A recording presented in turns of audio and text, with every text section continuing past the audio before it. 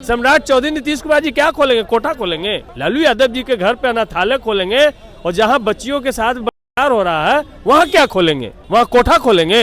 वहाँ मंदिर बनाएंगे क्या उसको? पर लालू जी के राज में न जंगल राज था, अभी तो मंगल राज सुशासन बाबू की सरकार कही जाती है। मनुस्मृति के मानने वाले लोग, बीजेपी आरएसएस के लोग इसी तरीके से दलित और पिछड़ों का चरित्र का हनन करने का काम करते हैं। आज पटना में अपनी बेटियों को कुछ लोग भेजने के लिए तैयार नहीं है। ये माहौल कभी ऐसा बिहार में 2005 के पहले होता था क्या जी? पगड़ी बांधने से कोई सम्राट होता है? पगड़ी अब खोल लिए हैं। पगड़ी अब खुल गया है। गद्दी छोड़िए, ये सबसे काम नहीं चलना है। विजय सिन्हा जी बैठ करके कहते हैं कि भाई सीओ साहब आप लोग बहुत मोटा हो गए हैं, तो एक आध सीओ पर कार्रवाई उन्होंने किया कि सिर्फ उनसे वसूलने का सिस्टम विकसित कर रहे हैं। लालू जी के घर पे ध्यान रहता है, महुआ बाग वाला, कटिल नगर वाला। महुआ बाग वाला भी घर यदि अवैध है तो तोड़ने से कौन रोका है? उस हॉस्टल पे बुलडोजर चला। बड़े बड़े नेताओं में दिखना है कि सत्ता संरक्षित कितने नेता है। ये बात यदि ईमानदारी से जांच हो जाए तो सारा चीज सामने आ जाए। बिहार में लगातार जो है आपराधिक घटनाएं बढ़ रही है, जिसको लेकर भाजपा के सांसद का कहना है कि तेजस्वी यादव जो है बाहर रहते हैं तो आपराधिक घटनाएं नहीं होती, उनके बिहार आते ही जो है आपराधिक घटनाएं होने लगती है। तो हमारे साथ राजद के नेता है सतीश दास जी, क्या कुछ कहेंगे? कह रहे छपरा के सांसद की तेजस्वी यादव की वजह से अपराध बढ़ रहे हैं बिहार में। देखिए, सांसद महोदय ने जो बयान दिया है वो कहीं से नहीं लगता है कि वो एक लोक प्रतिनिधि हैं। उन्हें लगता है कि सही गलत का विश्लेषण भी नहीं आता है। यदि तेजस्वी यादव जी के आने से अपराध बढ़ता है तो तेजस्वी यादव जी पर मुकदमा होनी चाहिए, तेजस्वी यादव जी को जेल में डाला जाना चाहिए। तो ये कुछ भी ये नैरेटिव खास करके दलित और पिछड़ों के बारे में कुछ भी ये बोल सकते हैं और इनको ये प्रेरणा मनुस्मृति देती है। ये मनुस्मृति के मानने वाले लोग, बीजेपी आरएसएस के लोग इसी तरीके से दलित और पिछड़ों का जो चरित्र का हनन करने का काम करते हैं। ये साफ साफ दिखता है कि इनसे बिहार संभल नहीं रहा है। अपराधी, सत्ता संरक्षित अपराधी सारे हो गए हैं। पटना जैसे शहर में एक संगठित हॉस्टल्स में एक बलात्कार की घटनाएं घट जाती हैं, उन पे उनका जुबान नहीं खुलता है। अपराधियों के पर जुबान नहीं खुलता है। जुबान एकमात्र खुलता है बीजेपी आरएसएस के लोगों का, वो लालू परिवार पे और तेजस्वी यादव जी पे। कहा तो ये भी जा रहा है कि बड़े बड़े नेताओं को जो हो गर्ल्स हॉस्टल से लड़कियां सप्लाई होती है, भाजपा के बड़े बड़े लोग इसमें शामिल हैं। तो ये नेटवर्क सामने आना चाहिए ना। इस पर हम अब तो आपने बिहार में तो आपने देखा था कि मुजफ्फरपुर का बालिका गृह कांड भी वही कांड था। ये मुजफ्फरपुर का बालिका गृह कांड था, ये पटना का छात्रावास हॉस्टल कांड ही ये बड़ा कांड है। हम तो चाहते हैं कि इसमें एक बड़े लेवल पर जांच होकर के जो भी नेता इसमें शामिल हों, जो भी लोग शामिल हों, उनको बेनकाब किया जाना चाहिए और उनको ऐसी सजा दी जानी चाहिए कि इस तरीके का घिनौना हरकत ना हो सके। आज पटना में अपनी बेटियों को कुछ लोग भेजने के लिए तैयार नहीं है। ये माहौल कभी ऐसा बिहार में 2005 के पहले होता था क्या जी? है ये नीतीश कुमार जी का शासन काल में ये इस तरीके से बच्चियों के इज्जत के साथ में खिलवाड़ हो रहा कि पटना में अब हॉस्टल में कोई अपनी बेटियों को पढ़ाई के लिए नहीं ला सकते हैं। ऐसा हालात उन्होंने उत्पन्न किया। आज देखिएगा कि ट्रेन और गाड़ियाँ पटना से अपनी बच्चियों को लोग ले करके जा रहे हैं, उनका भविष्य खत्म हो रहा है। वो भविष्य लेकर के आई थी कि हम यहाँ नीट करेंगे, यूपीएससी करेंगे, बीपीएससी करेंगे, दरोगा बनेंगे, हम बीपीएससी अफसर बनेंगे।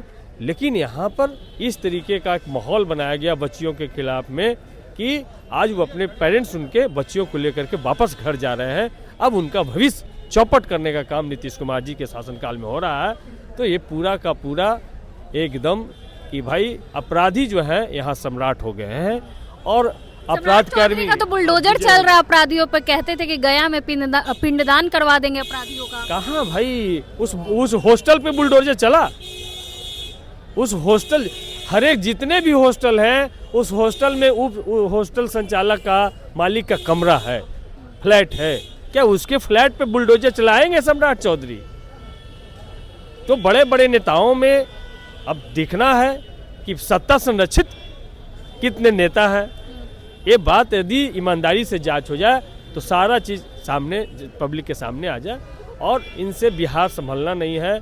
महंगाई, अपराध, किसान बेचारा धान खलिहान में जमा करके कोई खरीदार नहीं है बिहार में।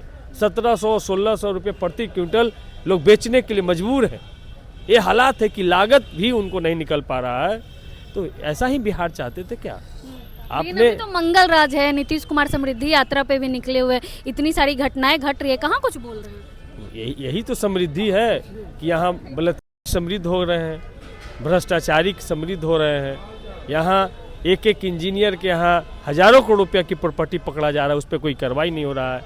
यहाँ खुद विजय सिन्हा जी बैठ करके कहते हैं कि भाई सीओ साहब आप लोग बहुत मोटा हो गए हैं, तो एक आध सीओ पर कार्रवाई उन्होंने किया कि सिर्फ उनसे वसूलने का सिस्टम विकसित कर रहे हैं। लालू जी के घर पे ध्यान रहता है, महुआ बाग वाला, कौटिल नगर वाला। महुआ बाग वाला भी घर यदि अवैध है तो तोड़ने से कौन रोका है?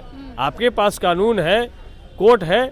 यदि लगता है कि महुआ बाग वाला घर अवैध है तो उस पे कानून विधि सम्मत कार्रवाई कीजिए। अनाथालय खुलेगा, शमशान घाट खुलेगा। पहले तो भाई ये जो जहाँ बच्चियों के साथ में बलात्कार हुआ वहाँ क्या खोलेंगे? वहाँ कोठा खोलेंगे? एसआईटी जांच कर रही है, आगे क्या खोलेंगे वो बताए? सम्राट चौधरी नीतीश कुमार जी क्या खोलेंगे? कोठा खोलेंगे?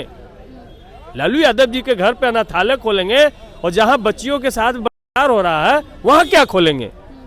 वहाँ मंदिर बनाएंगे क्या उसको? पर लालू जी के राज में न जंगल राज था, अभी तो मंगल राज सुशासन बाबू की सरकार कही जाती है। ये सारा मीडिया जो मनुवादी मीडिया है, जो जातिवादी मानसिकता से जो ग्रसित मीडिया है, उसने लालू यादव जी का गरीब गुरबे के शासन को उन्होंने जंगल राज का शासन करके अपमानित करने का काम किया।